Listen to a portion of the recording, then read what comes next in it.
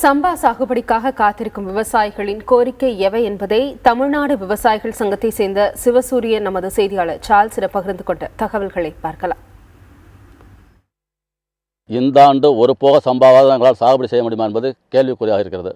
காரணம், கடந்த ஆண்டு ஆகஸ்ட் மாதம் 9ஆம் தேதி திறக்கப்பட்டது. ஆகஸ்ட் மாதம் முதல் வாரத்தில் அணையில் 90 அடிக்கு மேல் தண்ணி இருந்தது. இப்பொழுது பார்த்தால் வெறும் 58 அடி தண்ணி மட்டுமே இருக்கிறது.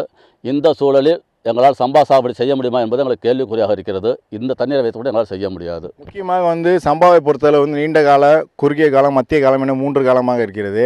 தண்ணீர் தாமதமாக திறந்தால் உங்களால் சம்பாவை இந்த முறை சாகுபடி செய்து அதை வென்றெடுக்க முடியுமா? ஒவ்வொரு முறையும் இது போன்ற சவால்களை விவசாயிகள் சந்திக்க வேண்டிய நிலையில் இருக்குது. இதுக்கு நிரந்தர தீர்வு தான் என்ன செய்யணும்? கடந்த ஆண்டு ஆகஸ்ட் மாதம் திறக்கப்பட்டது. செப்டம்பர் மாதம் முதல் வாரம் அல்லது ஆகஸ்ட் கடைசி அல்லது செப்டம்பர் மாதம் முதல் வாரத்தில் திறந்தால் கூட எங்களால் சம்பா சாகுபடி செய்ய முடியும். சம்பா மற்றும் குறுவை இது போன்ற நிலை ஒவ்வொரு முறையும் இந்த பருவநிலை மாறுபாடு, அது மட்டும் இல்லாமல் நம்ம இயற்கையை நம்பி விவசாயம் செய்யக்கூடிய நிலையில் இருக்கோம். விவசாயிகள் இது போன்ற சவால்களை சந்திக்காமல் இருப்பதற்கு மத்திய மாநில அரசுகள் என்ன செய்ய வேண்டும்? முதலாவதாக மத்திய அரசு செய்ய வேண்டியது, ஏறத்தாழ 2007 காவிரி நடுவர்மன்ற இறுதி தீர்ப்பு வழங்கப்பட்டது. இன்று வரை அது அமுல்படுத்தப்படவில்லை. அதை அமுல்படுத்தி அரசிதழில் வெளியிட்டாச்சு. அமுல்படுத்தி காவிரி மேலாண்மை வாரியத்தையும் ஒழுங்காற்றுக்குழுவையும் அமைத்து எங்களுக்கு காவிரியில் முறையாக தண்ணீர் வழங்குவதற்கு நடவடிக்கை எடுக்க வேண்டும்.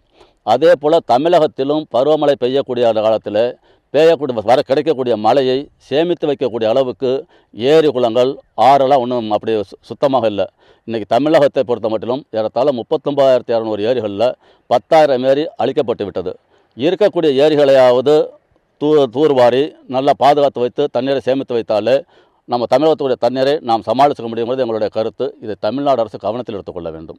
முக்கியமாக விவசாயிகளுக்கு, அதாவது சம்பாவை செய்ய முடியாத நேரத்திலையும் குறுவையை செய்ய முடியாத நேரத்திலையும் தமிழக அரசு உதவிகள்லாம் செய்கிறாங்க. இந்த நலத்திட்ட உதவிகள் அவைகள்லாம் உங்களுக்கு முறையாக கிடைக்கிறதா? மேலும் தமிழக அரசு என்ன மாதிரியான உதவியை செய்யணும்னு எதிர்பார்க்குறீங்க? இந்த குழாய் அல்லது உரமெல்லாம் கொடுத்துட்றாங்க. அந்த இயந்திர நடவு மானியம் இதெல்லாம் கிடைக்கிறதுல பெரிய இழுபறி நீடிக்கிறது. அந்த மானியங்கள் முறையாக வழங்க வேண்டும்.